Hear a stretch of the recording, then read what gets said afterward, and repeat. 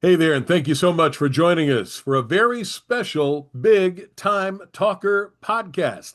I'm Burke Allen, live in our studios here in Washington, D.C. And today we're teaming up to do a special video simulcast with our friends at Headline Books and their Zoom into Books program, which has thousands of viewers who check out the latest hot authors and hot books. And the whole show is brought to you by friends at speakermatch.com, the world's largest online virtual speakers bureau. Hey, if you're an author, maybe you're a speaker and you're looking for somewhere to talk about your book, check out speakermatch.com. And if you're a meeting planner, maybe you'd like to have an author come by and talk to your group or organization. You can find one another at speakermatch.com. Today, we're going to talk to an author who has a brand new book called Attacking the Dragon. It's A.Marc Ross. The A, I know, stands for Andy, and I'm happy to have you on Zoom into Books. Welcome to the show. Thanks, Bert. Good to see you.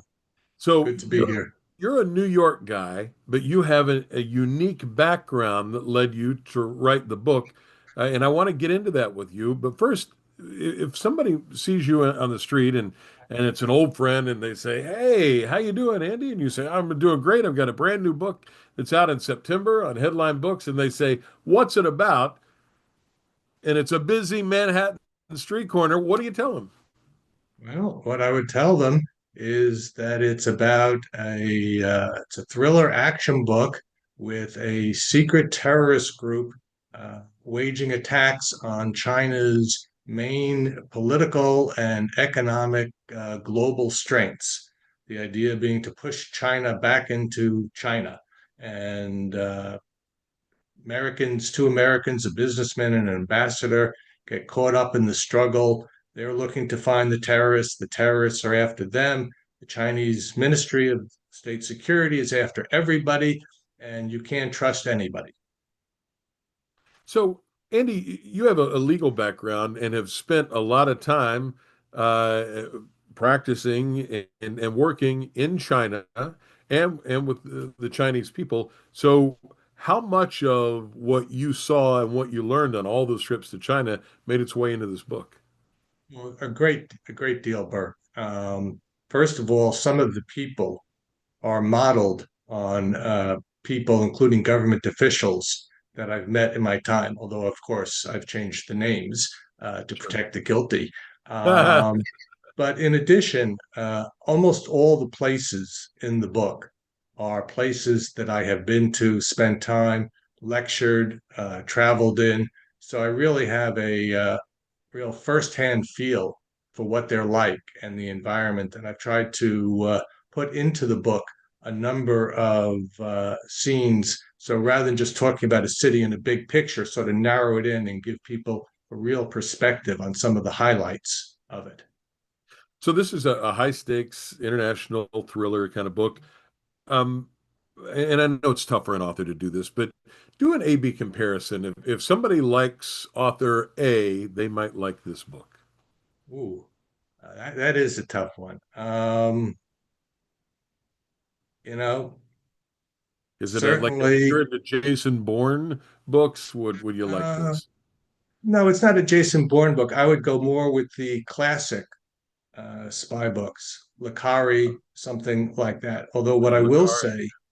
say, yeah, wait a second, I'm not comparing myself to him. Let's not get carried I away. understand. Um, but it is different than a lot of others in that here, unlike any other Western book that I know of, where involving China in a terrorist or in a political setting, China is not the aggressor. They're not the bad guys. They're more the target and are responding to that. And in addition, using what I'm using in this China's Belt and Road Initiative, it's very different. So it's got plot elements that are really different. But the main idea of a thriller that's action that'll keep you reading and interested and wondering what's going to happen next is very much there.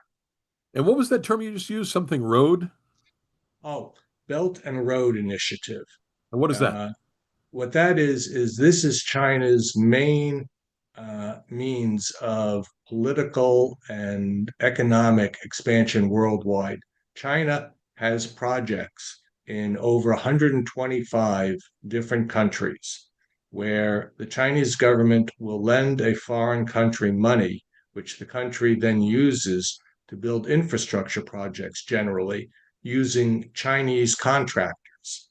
So China manufacturers and builders come to these countries, build, pay for it with money that has been borrowed from China. So the money goes back to China, and the countries end up owing the money, and they develop these relationships with China.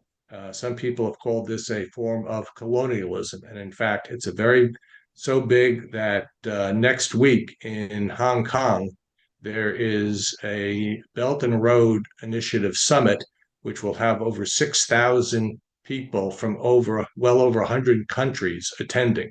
It is a very powerful tool of the Chinese government. A.Marc Ross is our guest. The brand new book is Attacking the Dragon, and you did, in fact, do something unique with this book, where China is not the bad guy in this international thriller. Tell me, from all your work with the Chinese people and all your time in that country, what people who are maybe a little less traveled and have not been there, what do we get wrong in America about China? Interesting question. I would say the Chinese people, you have to separate the Chinese people from the government. Sure. Okay. Fair. And Fair point. almost all the Chinese people I have met have been nothing but nice to Americans, been welcoming. Uh, I've never received any sort of abuse by virtue of being American. Um, when I first started going there, we were a little less common than we are now. Now we're a Right. dime a dozen over there, although the numbers have gone down over the last few years with the tension between Xi and Trump. But the Chinese people are very good to us. At this point, uh, when you look at the professional class, much of the professional class, the lawyers, the accountants, business executives, have spent time overseas, whether it's in America, Canada, England, or Australia. So many of these people now speak English, understand Western ways of doing business. So they're very good to work with. I mean, they have their own idiosyncrasies and unique cultural aspects, but it's very different than when you talk about dealing with the government. A.Marc Ross is the guest. He's the author of Attacking the Dragon. It's brand new from Headline Books, available at Amazon.com. Ask for it at your favorite bookstore. And if you like Tinker Tailor Soldier Spy, you might just love this book. In your legal career, when you spent time in China, what is it that you did? What was your job in interacting with the Chinese people? My focus was to do two things. First, educate people when I first went there. I did extensive lecturing to business groups, law firms, uh, government officials throughout the country, not just in big cities like Shanghai and Beijing, but in what they call second and third tier cities, doing that. And part of the objective was to stimulate opportunities or inspire Chinese businesses that had a good business reason to look to go and spread their business into the United States, to assist them and represent them in those efforts. So that's where the focus was. That is much more difficult now because of the current economic tension between the countries, but that was much more viable several years ago. We tend to hear a lot in the media about an oppressive communist government in China. I've been to Shanghai. I've not been as well traveled as you have there. And Shanghai felt like a big international city. What were your impressions about just how oppressive that communist government is to their own people and of course to outsiders? Well, you don't see it in the sense that there are not troops marching on the streets or anything like that. I've never seen anything like that. Frankly, you see very few policemen.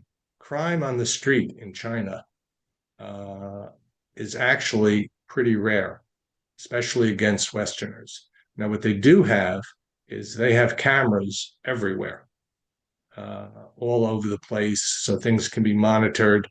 My understanding is that they are heavily equipped with facial recognition systems.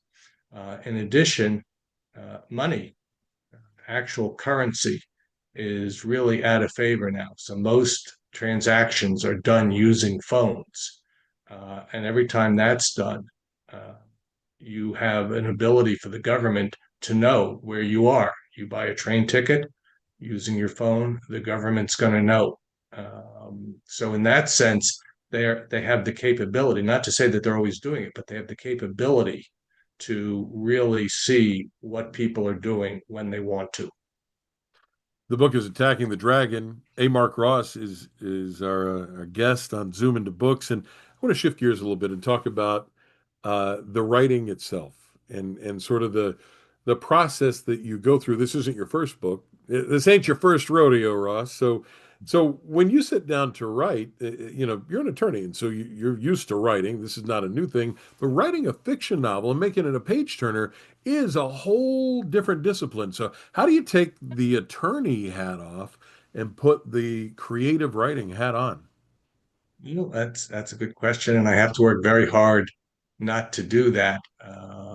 But and every so often, my wife, who's my first reader, will say, "Oh, you threw a legal phrase in there. You had a pursuant. Take out the pursuant," or something like that. But Yeah. in general, it's not such a problem. And when I'm writing a legal document, I know where I'm going. I know what the objective is. And frankly, very little in that arena is new to me. When I'm sitting down to write a book, I don't know where it's going. I start writing and I'm quite surprised, all the different twists and turns we take and where we end up. Uh, I will say for this book, I had in my mind throughout an idea as to how I wanted to end it, but how I was going to get there, I had no idea, but I did get there. That's interesting. So you don't start, and I've talked to hundreds of authors. You don't start with an outline necessarily of No, a book. no, I don't. Now, I may, at an intermediate point, outline or think through several sections that lay ahead, but from beginning to end, absolutely not. And I certainly find myself saying, on page 150, oh, I just did this. Now I have to go back to page 20 and make that coincide with this and make that work. But I enjoy the process this way, and it interests me. And I will come up with ideas late at night and just write down a fragment or dictate a fragment so I remember it, hopefully during the next day. Is there a whole lot of revision and editing before you turn it into the publisher? Yes, Yeah. yes, a great deal, great deal. Andy, I'm going to ask you a question about you mentioned your wife being your first reader. In this particular book, I want to know about Asian American readers or Chinese readers. Did you to make sure this book was culturally sensitive, to make sure that you got it right in all those ways?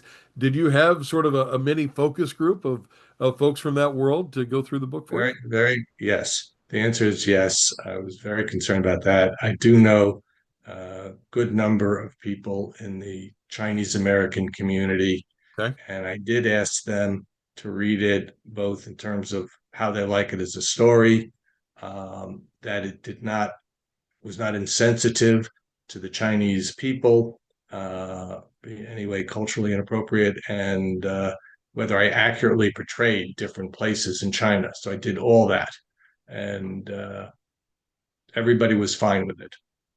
I got it right on the first pass. Well, and here's why I asked. When I went to Shanghai, I learned, and I actually read a book before I went, that there are pretty stark cultural differences and significant things that you need to know in order to do business in that country. Now, you've been there a lot, so maybe this was all second nature to you, but you can very quickly make a misstep there. You can, and you do have to be careful. For purposes of this book, though, we weren't sitting in business meetings having to worry about that. It was more walking down the alley and whether you're going to get mugged or not was a more significant issue. Uh, so in that sense, we were fine, but uh, you know, it worked out fine. A.Marc Ross, Andy Ross, is our guest today. He's the author of this brand new book, Attacking the Dragon. It's an international thriller. It's a page turner, and that's the most important thing when you're looking for these kinds of books. Um, with with the theme of this book and with your background over there, you've done something really unique where, and I don't want to overstate the fact and say that the Chinese are the good guys, but they're not the bad guys. And so, because of that, are you concerned at all about blowback in today's political climate? How dare you make the Chinese, not culpable for No, all the no, ills of the planet? that's a fair question, but no, in this case, not. It's not as if, as in my other book, my first book, where it's very much right-wing extremists versus left-wing extremists. This, um, the only real villain in this book is the secret terrorist organization, and I'm not going to tell you who's behind them because that's the secret. Um, you know, buy the book and go to the end of it, and you can find out. And then you can read the sequel when that comes out to see what we do with them. But the Chinese are not painted as the good guys. They're painted as a target. Their response to it is by the government is strong and powerful. They're under attack. So it's not as if they're just, being nice guys and taking it. They're looking to find the terrorists. They're prepared to do whatever it takes to stop them, and they do some things that aren't so nice. A.Marc You know, Ross is our guest today. His book is Attacking the Dragon, and I got a chance to visit with you. You were a featured author at the American Library Association event in Philadelphia at the Zoom into Books podcast booth, and we chatted about this book a little bit there. Um, in the political climate of today that we talked about, where uh, China is often painted with a broad brush. I read a lot about the concerns of AI and how in China, because it's a communist government, they can sort of suck up all the intellectual property and no one can do anything about it. And we really need to be on guard in America against this Chinese aggression and their ability to take over. I'm going to assume that you have a different take on that based on your extensive work and travel over there and your research for this book. But I'm going to ask the question anyway. Do we need to be concerned about China? absolutely. Um, China is very interested in being the preeminent world power in whatever way they can. They don't have as many nuclear weapons as we do. They have a much larger army. Their navy is rapidly expanding and becoming very powerful. Their AI development and their internet skills in terms of hacking, etc., are quite powerful, and they use them. So, you know, this isn't to suggest at all that we are at war with them, but they are serious people who are looking to establish and enhance their position, and they will do many things to do that.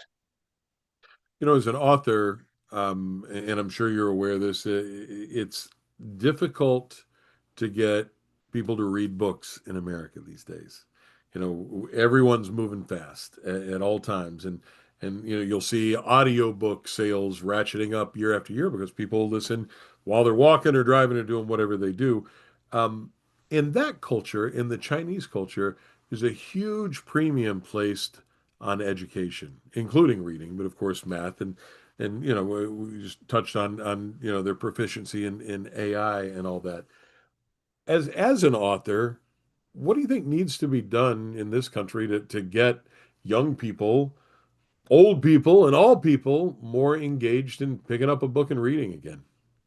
That's a fascinating question. I think part of the answer is to write things that people want to read that can be both educational and entertaining at the same time, and that aren't the same book over and over. Right. So I read plenty of thrillers for lots of reasons. One, I enjoy them, and the second, I want to see what else is going on. And very often you look at it and say, oh, this is just like the other book.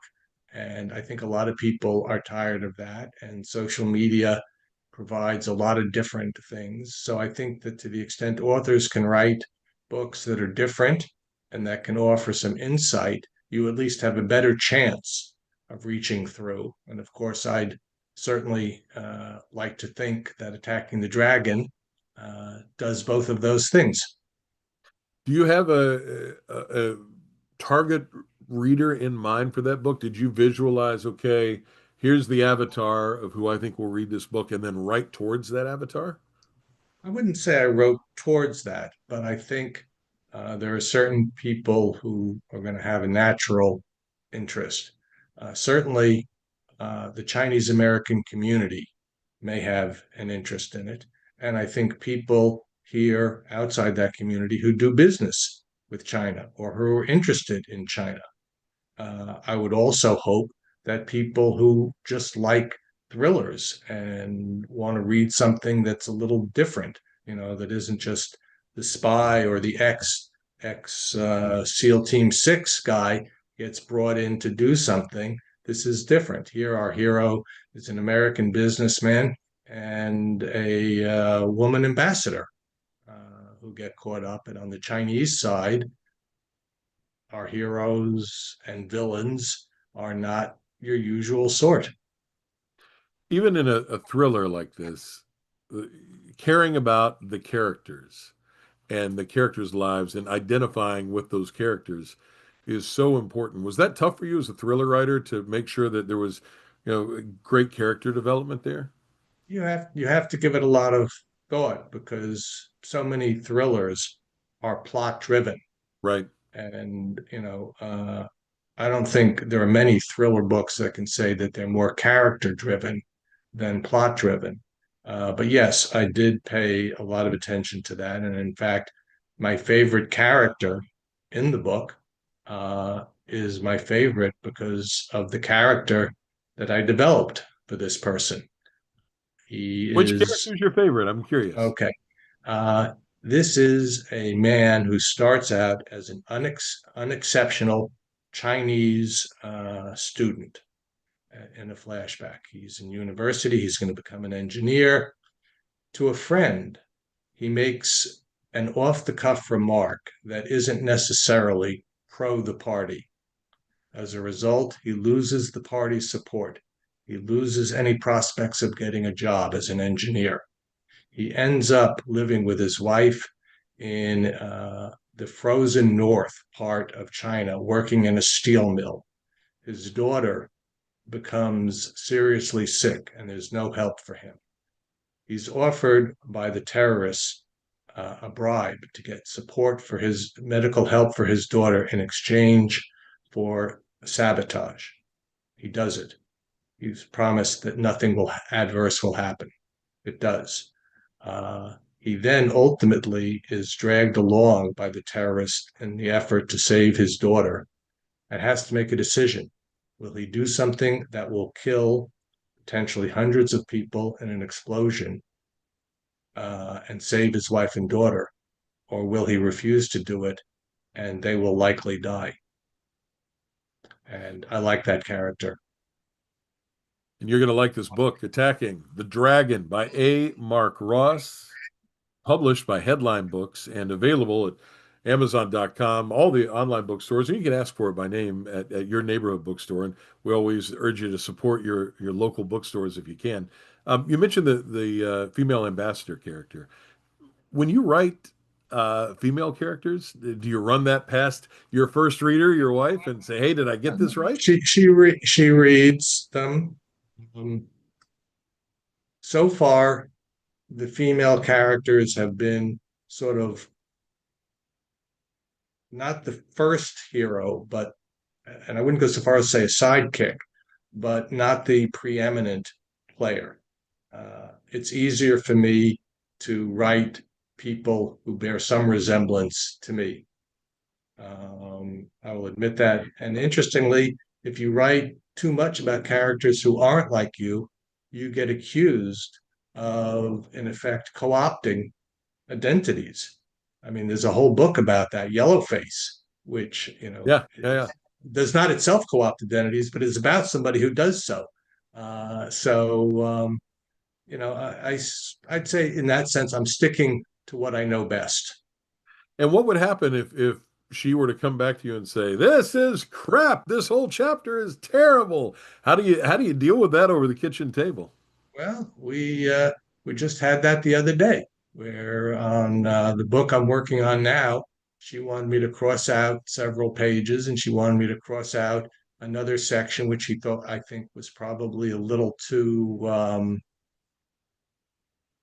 sexist or sort of like too macho. Yeah. I took one of them out. I didn't take out the other. At the end of the day, it's my call. You live to tell the tale. All right, fair enough. Hey, I see the bookshelf behind you, and if you're listening to us, you can always check this out on YouTube at Headline Books Zoom into Book page. But if you're listening to the podcast, you can't see Andy's bookshelf behind him. I'm curious, what are you reading now? What do you like to read?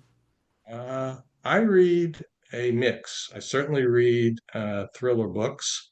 Okay, I read a lot of early 20th century thrillers, like people like Edgar Wallace, right. G.K. Chesterton, people like that. A lot of nonfiction. Right now, I'm working my way through John and Paul, the book about Lennon and McCartney and their relationship and their writing. And it's fascinating, but I have to admit, I'm not knowledgeable enough about music to understand whether the guy's got it all right or all wrong. I have no idea. Doesn't matter as Got to long as take it's his a good word for read. it. That's right. Do you It have is. a, It's a very interesting read. and this is a tough question, but I'm curious, do you have a favorite book of all time? The one that you go, I'm going to be stranded on a desert island. This is the one I'm taking. What would it be? Hmm. Uh, I might go with. Can I take a trilogy? You I'm may. going to take the. All right. I would probably take the Lord of the Rings trilogy and the Foundation trilogy. So you want to take two trilogies. Okay. Hmm. Do you got room in the luggage? Fair enough. All right. I have the ebook version, so it's okay. Perfect. And I might just, if I head out for a fall vacation to the beach, take a copy of Attacking the Dragon. Thank you. And Congratulations on its release. thank you. Thank you. It did, by the way, perfect for the beach since it did get runner up at the Beach Book Festival this year. So definitely take it to the beach before the summer ends. That's right. If you're looking for a thriller with a twist, this is the one. Attacking the Dragon by author A.Marc Ross, published by our friends at Headline Books. Hey, thanks for spending time with us today. Thank you, Burke. Real appreciate it. And thanks to everybody who watched online at Zoom Into Books on YouTube or listened to our Big Time Talker podcast. Thanks to our show sponsor, SpeakerMatch.com, and the whole gang at Headline Books for putting this together. I'm Burke Allen in our studios here in Washington, D.C. for our guest, Attacking the Dragon author, A. Marc Ross.